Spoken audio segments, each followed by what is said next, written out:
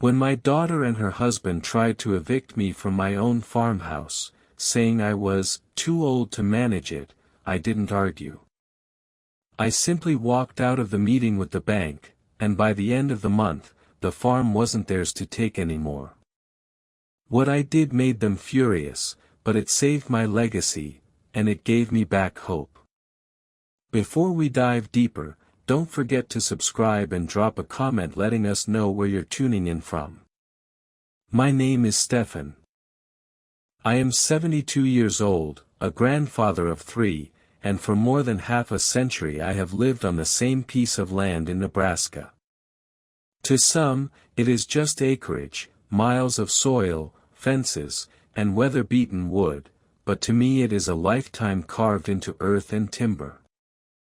Every post I drove into the ground, every furrow I plowed, carried the weight of promises made to my wife, Anna. We built this farmhouse with our bare hands in the summer of 1973. Back then, we were young and fearless, 2 dreamers with more determination than money.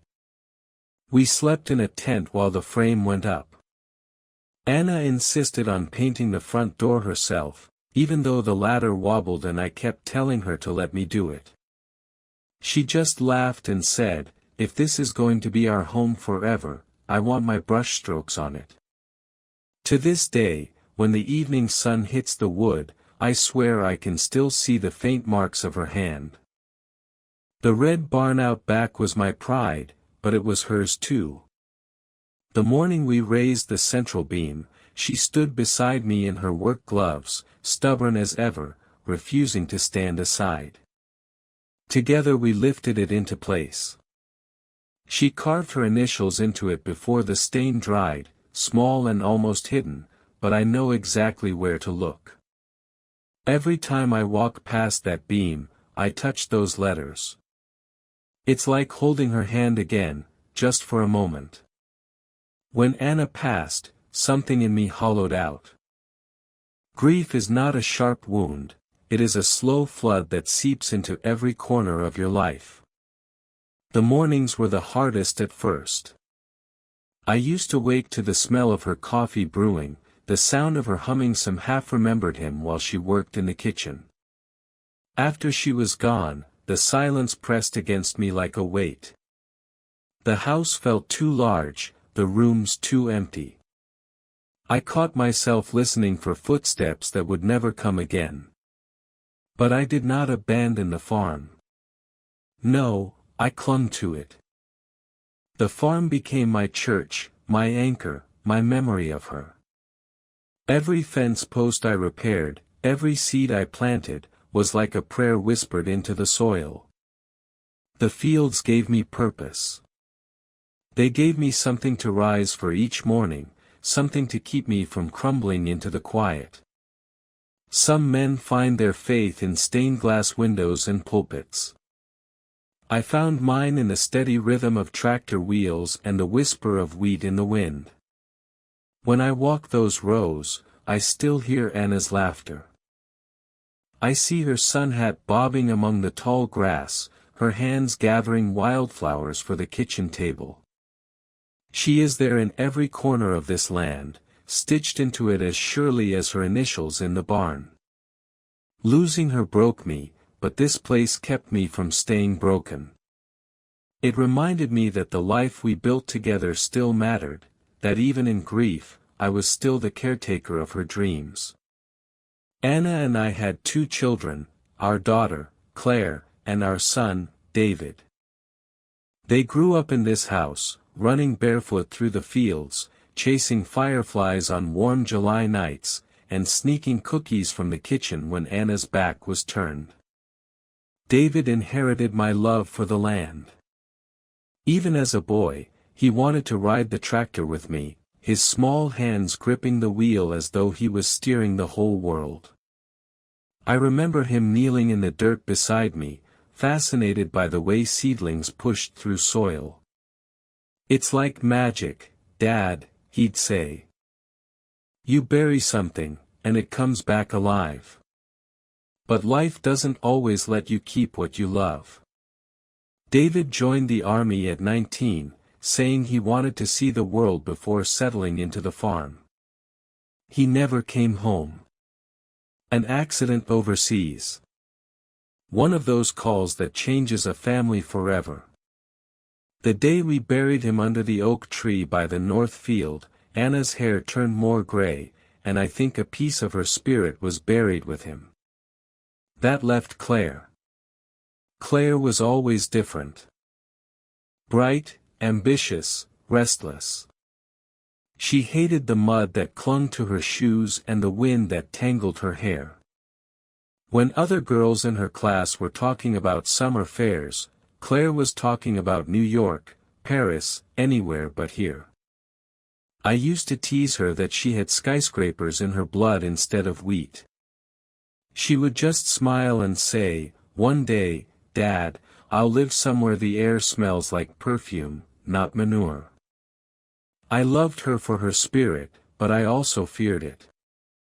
I knew she saw this farm as a cage instead of a legacy. And when Anna died, Claire's visits grew shorter, her phone calls quicker. She would breeze through the house with her perfume and polished nails, pat my shoulder like I was a child, and then vanish back to the city with her husband, Marcus. Marcus. I knew from the start that he was a man who measured worth in dollars, not in sweat or soil. He shook my hand the day they married with a salesman's grip, firm, but empty. He praised the charm of the farmhouse in the same tone a man might use to compliment an antique chair he intended to sell. Still, I told myself not to judge. Anna always said, "Hope for the best, Stefan. People can surprise you." And sometimes, I think Anna was right. Because Claire gave me grandchildren. 3 of them. And in those children, I found pieces of myself, and of her. Lily, the oldest, is 16 now. She has Anna's sharp eyes and her stubborn streak. She spends summers here, helping me mend fences or wandering through the barn with a notebook in her hands. She once told me she wanted to be a writer, and I told her that if she ever needed stories, she should just sit by the old oak tree. This land has more stories than she could ever finish telling. Then there's Jacob, 12 years old, full of restless energy. He loves machines more than fields, spends hours in the barn with me, tinkering with old tools. I see a future mechanic in him, or maybe an engineer. He doesn't always understand the patience the farm requires, but he respects the work behind it. And finally, little Emma, only 6. She has a way of curling up in my lap with a book, just the way Claire used to, and asking questions that are far too big for someone her age. "Grandpa," she asked me once, her small hand tugging on my sleeve, "when Grandma died, did the farm feel lonely too?" I didn't know how to answer. So I just held her closer and told her, "No, sweetheart.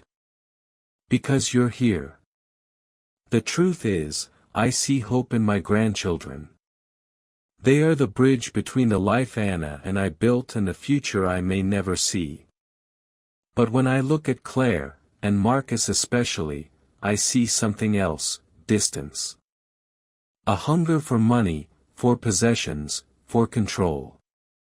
And deep down, I worry. I worry that when I'm gone, the love I've planted in this land will not survive in their hands. I first heard Claire use those exact words one evening last spring.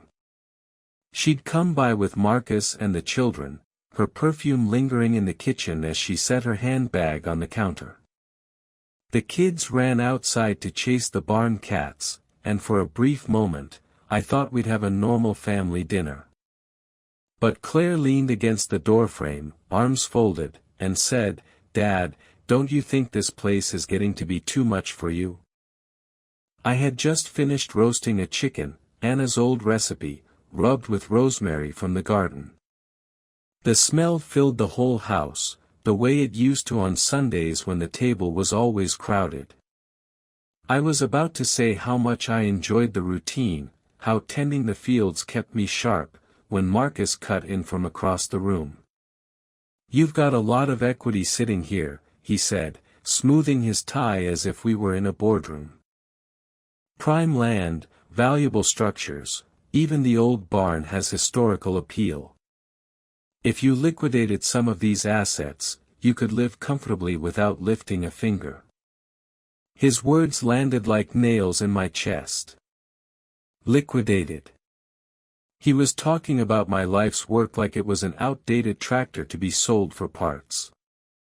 "I'm comfortable enough," I said evenly, pouring gravy into the dish. "This land has taken care of me for 50 years. It still does." Claire exchanged a glance with him, a silent conversation that told me they'd rehearsed this. Over the next months, the whispers grew louder. Little comments slipped into ordinary conversations. Claire sighing as she looked at the sagging porch swing, "Dad, upkeep on this place must be impossible." Marcus shaking his head at the sight of the tractor, "Do you even know how much it costs to replace equipment like that?" Each remark was small, but together they felt like termites gnawing at the beams of the home Anna and I had built. I tried to shrug it off, but a quiet fear grew in me. They weren't asking questions, they were planting ideas.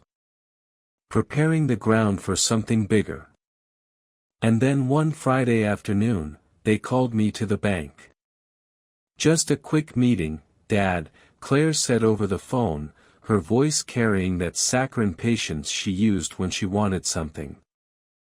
"It's about options for your comfort." "Nothing serious." "Options for my comfort." The phrase echoed in my mind like a warning bell. I didn't argue, but I felt my jaw tighten as I hung up the phone. Comfort wasn't what they were after.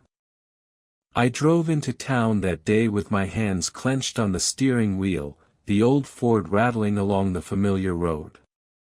I passed the fields of corn swaying in the late summer wind, and I thought of Anna, of how she used to say, "This land is ours, Stefan. Promise me it will always be ours." By the time I pulled into the bank's parking lot, my chest felt heavy, not with fear, but with suspicion. I knew then, whatever Claire and Marcus had planned, it wasn't for me. It was for themselves. The bank lobby smelled faintly of floor wax and cheap coffee, that sterile sort of scent that never belonged to any real place. I hated banks.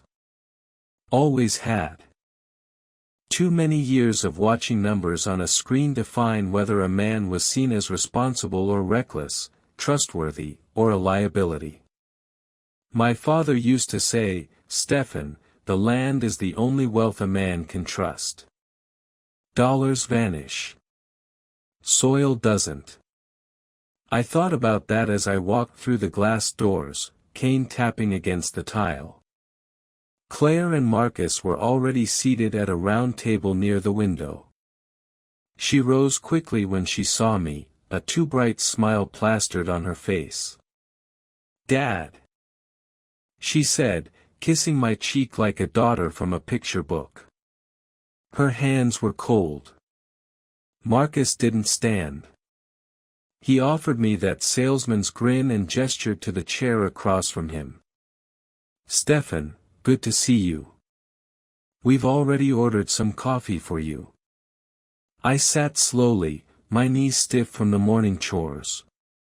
My palms still smelled faintly of hay and oil, the smell of work, of something real. Their coffee cups looked untouched. They hadn't come here to talk about comfort. They'd come to finish something. The banker, some young man with a sharp haircut and a tie that cost more than a week's groceries, slid a manila folder across the table. He avoided my eyes, as if even he felt ashamed of what was about to happen. "Mr. Novak," he began, Your daughter and son-in-law have asked us to prepare some documents that could help streamline your affairs. Streamline. Another word that meant strip away. Claire's hand landed on mine, soft but firm, like she was keeping me from bolting. Dad, it's nothing drastic. Just some options, to make sure you don't have to worry anymore. I looked at her then, not the polished woman in her blazer and heels, but the little girl who once carried a mason jar of fireflies into the house and begged me not to let them die.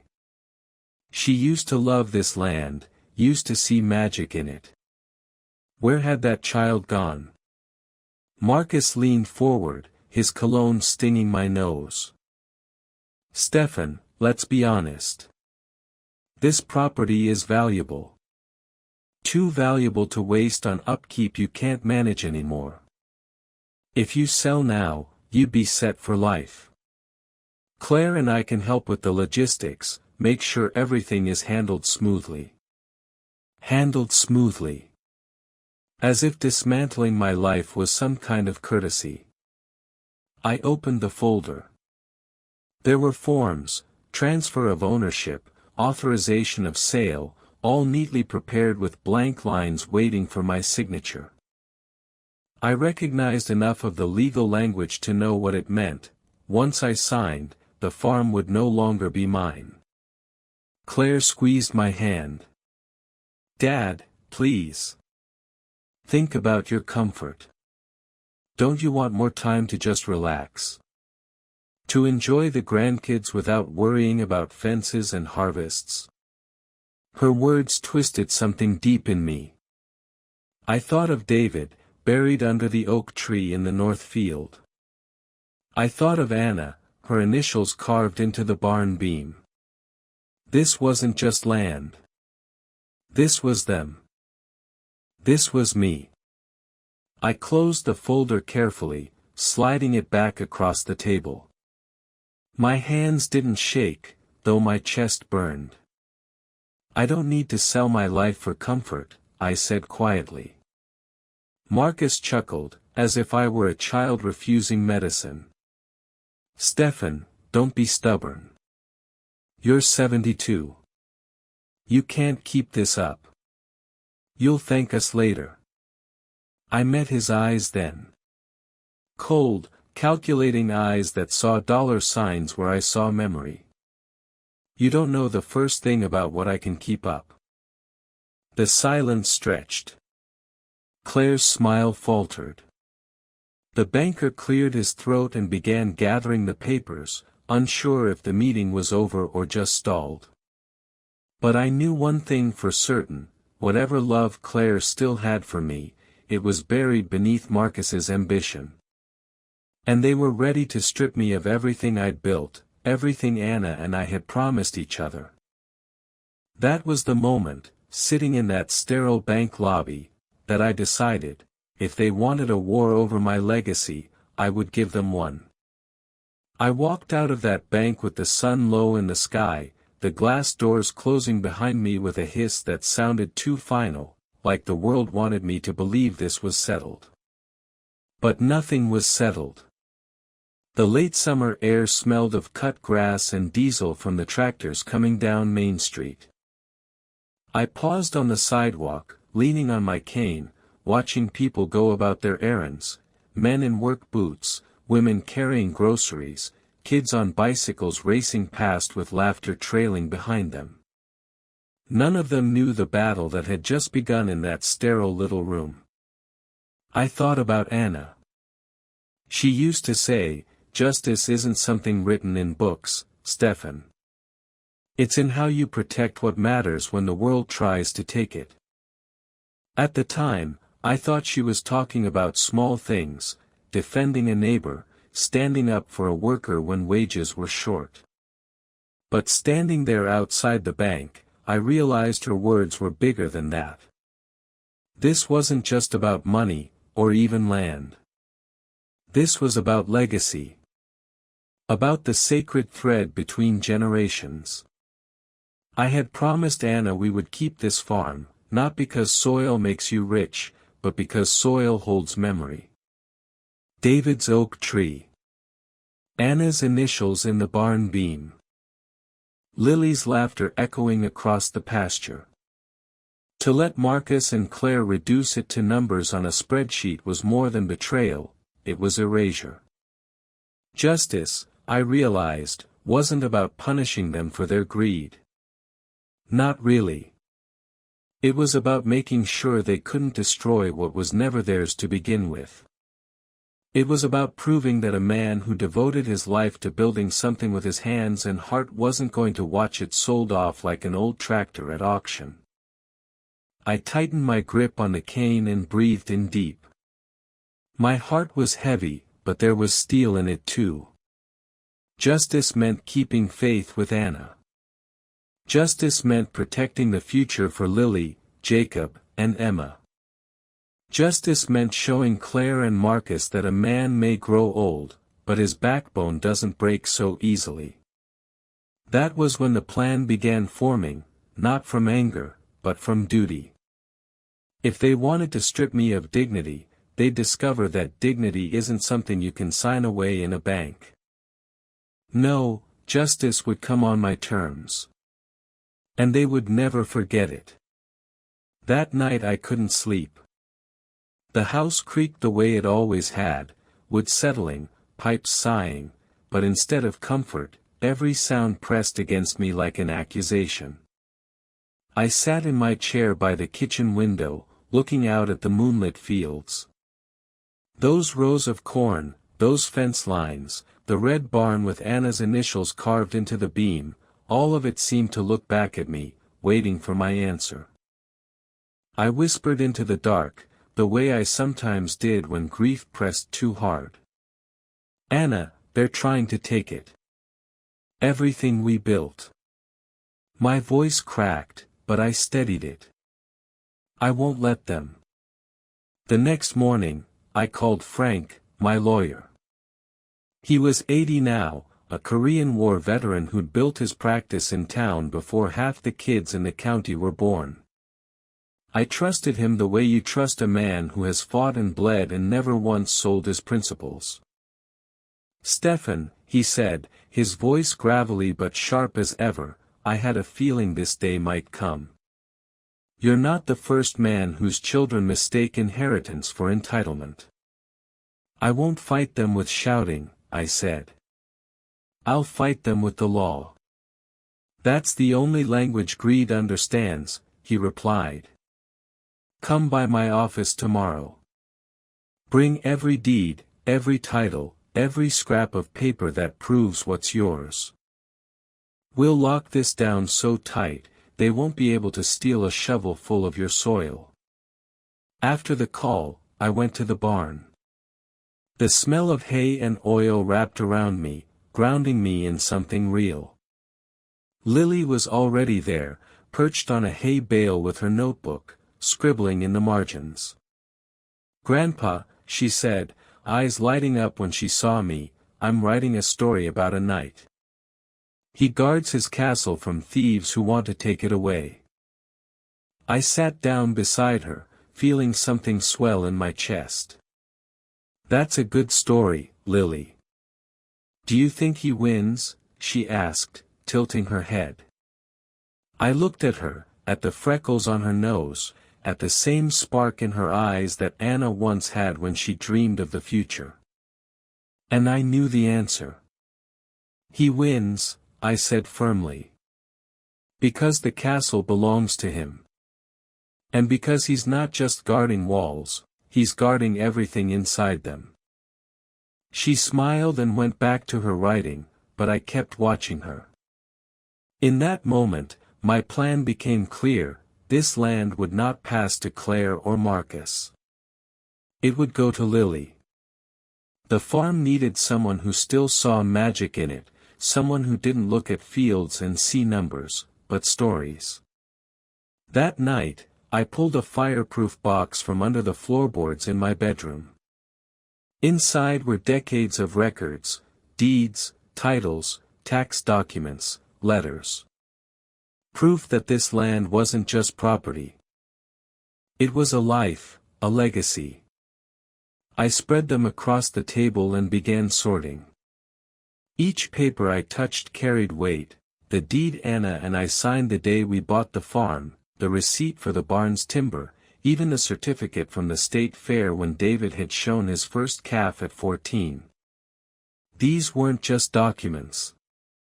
They were armor. By dawn, the plan was no longer just an idea. It was a path. I would rewrite my will. I would transfer the farm into a trust with Lily's name etched into it as firmly as Anna's initials in the barn beam. Claire and Marcus would never touch a single acre, not while I drew breath, and not after, either. I leaned back, exhaustion tugging at my eyes. But for the first time since Anna's funeral, I felt something close to peace. Justice wasn't coming. It was already in motion. The following week, Claire came by unannounced. Her car crunched up the gravel driveway, shiny and spotless against the dust of the fields. She stepped out in high heels, completely impractical for a farm, but that was Claire, always wanting the land to bend to her, never the other way around. "Dad," she called, striding toward the porch, her phone still in her hand. "You weren't answering texts, so I thought I'd swing by." I was sitting in Anna's old rocking chair, sipping black coffee. I didn't stand. "I don't keep track of my phone every hour, Claire. The land doesn't run on ringtones." She forced a laugh, then perched on the porch rail like she used to when she was a teenager sneaking gossip. But there was no softness in her voice now. "Dad, Marcus and I have been talking. You really shouldn't be working yourself so hard. It's not safe for you anymore." Her words dripped with concern, but her eyes flicked past me toward the fields, scanning them like property lines on a map. "I've managed just fine," I said. "Managed isn't the same as living," she replied sharply. "You should be enjoying retirement, not sweating over fences. Marcus can take care of things. He has connections. He knows how to maximize value." I leaned forward in the chair, meeting her eyes. "And you think value comes from selling?" Claire hesitated, then softened her tone, as if rehearsing lines from a play. "Dad, we just don't want you to collapse out here one day. Wouldn't it be better to simplify things? Move closer to us. Be part of the kids' daily lives." I almost laughed. The same kid she rarely let visit unless it was convenient. But I didn't give her the satisfaction of anger. I just sipped my coffee. The kids have their memories here. That's more important than Sunday dinners in a condo. Her smile faltered. "Marcus says." "I don't care what Marcus says." My voice was steady, but it landed hard. "This isn't his land. He never lifted a shovel here. Never stood in the rain trying to save crops. He's a guest on soil he doesn't understand." Her lips pressed tight. For a moment, I saw the little girl she once was, the one who wanted my approval more than anything. But then it was gone, replaced by the hardened woman who measured affection against Marcus's approval. "I just don't want you to make things harder for yourself," she said at last, standing abruptly. "We'll talk more later." She walked back to her car without another glance. 2 nights later, Marcus came alone. I found him waiting by the barn, his tie loosened, his hands in his pockets like he owned the place. "Evening, Stefan," he said, voice smooth. "Mind if we have a man-to-man talk?" I kept my distance. "Say what you came to say." He gave me that salesman smile. You and I both know you can't run this farm forever. Claire's worried sick about you. And honestly, it's irresponsible to cling to property you can't manage. You should let us take over. We'll sell while the market's hot and make sure you're looked after. I studied him, the polished shoes sinking in barnyard dirt, the soft hands that had never known calluses. Looked after, I repeated. Like a child. Or a dog. His smile tightened. You're twisting my words. I'm offering you security. No, Marcus. You're offering me a coffin with a cushion. His face darkened, but he kept his composure. If you won't do it willingly, there are ways. Conservatorship. Power of attorney. We're talking to people. I stepped closer then, close enough for him to see the steel in my eyes. Try it. Just try. You'll find out I'm not the old fool you think I am. For the first time, he lost his smirk. He muttered something about thinking of the family, and walked back toward his car. I stood there long after his taillights disappeared, the night air cool against my face. They thought they were tightening a noose around my neck. But the truth was, the rope was already in my hands. The following Monday, I drove into town with the fireproof box beside me on the passenger seat. The box rattled with every bump in the road, and each sound felt like a heartbeat, steady, determined. Inside it were the deeds, the titles, the mortgage receipts, tax filings going back decades. My whole life on paper. Proof that this farm was more than property. It was history carved into ink. Frank's office was in a weathered brick building across from the old courthouse. No fancy glass doors, no receptionist with a polished smile, just the same wood-paneled walls and the smell of tobacco that had clung to his suit jackets since I first met him in 1972. He stood when I entered, his back a little bent with age but his handshake still firm. "Stefan," he said, squinting through his thick glasses. "You look like a man carrying a war chest." "That's exactly what it is," I replied, setting the box on his desk with a heavy thud. He opened it slowly, pulling out papers one by one. "You've kept everything. Deeds, tax records, even the original barn permit." He whistled. "They don't make clients like you anymore." "This isn't for me, Frank," I said, sitting down heavily. "It's for Lily. She's the only one who understands what this place means. Claire and Marcus, they see dirt where I see blood. They see numbers where I see a life. I won't let them take it." Frank leaned back, studying me. "Then we'll make it ironclad. A trust. The farm goes directly to Lily, bypassing her parents entirely. No one can sell it without her consent. And your will can reinforce the same. Marcus can rant all he wants, but he won't get past this paper wall." I nodded, feeling a weight ease off my chest. "Make it so tight," I said, "that even if they hire the slickest lawyer in Omaha, they won't find a crack." We worked for hours.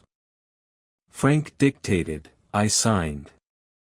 Page after page, signature after signature, until the documents formed a fortress around my legacy. By the time we finished, my hand ached, but it was a good ache, the ache of building something instead of losing it. As we sealed the last envelope, Frank leaned forward. "You know this will cause a storm when they find out." I looked him in the eye, my voice calm.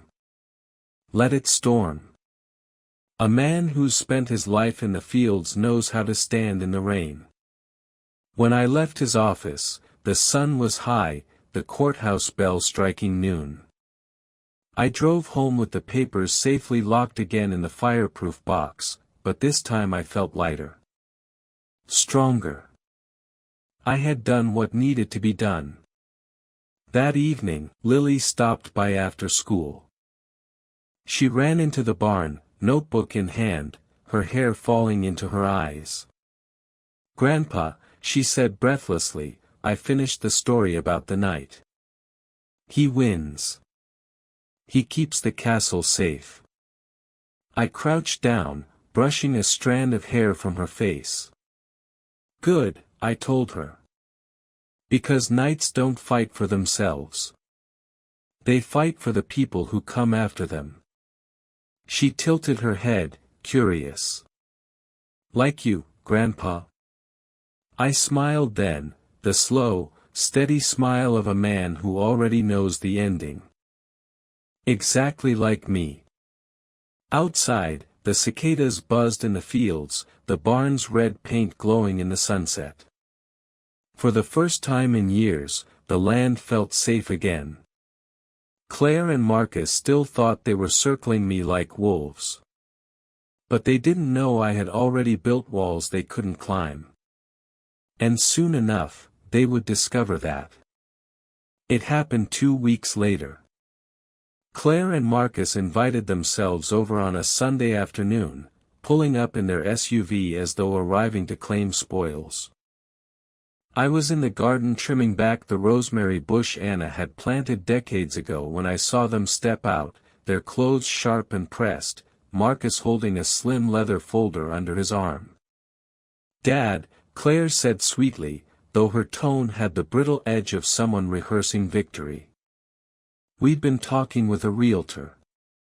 The market's hotter than ever. It's the perfect time to sell." Marcus opened his folder and slid out a glossy brochure, laying it on the patio table as though he owned it. "Comparable properties in the county are moving fast. We'd be foolish not to act now." I wiped my hands on a rag and looked at the brochure without touching it. Photos of other farms, their barns freshly painted, their soil described as development ready. Development. That was the future Marcus saw for this place: concrete, asphalt, subdivisions where corn once grew. Claire leaned in. "Dad, we know you'll see reason. You don't need all this land. Think of how much easier your life could be. Think of what you could do for the grandkids with the money." I let the silence stretch, long enough for the cicadas to fill the air. Then I said, evenly, "I've already thought of the grandkids." Marcus smirked. "Exactly.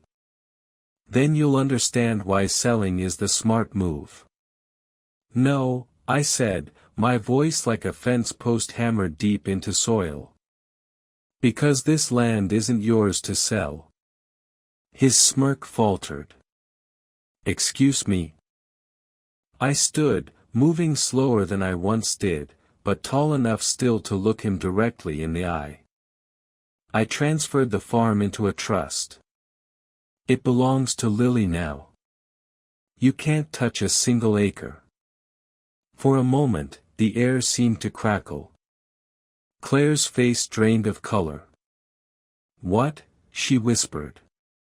Marcus's voice rose, sharp and furious. "You did what? Without consulting us? That's outrageous. We're your family." "Family doesn't try to steal from each other," I said quietly.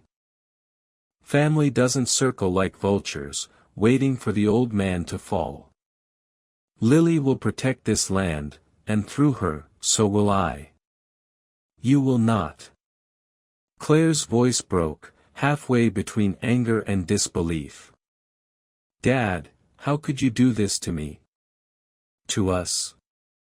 After everything?" I looked at her, really looked at her, my daughter, who once carried fireflies in a jar, now glaring at me like I was a locked door between her and a payday. My heart ached, but it didn't waver. I gave you everything that mattered while you were growing up, I said. Love. Education.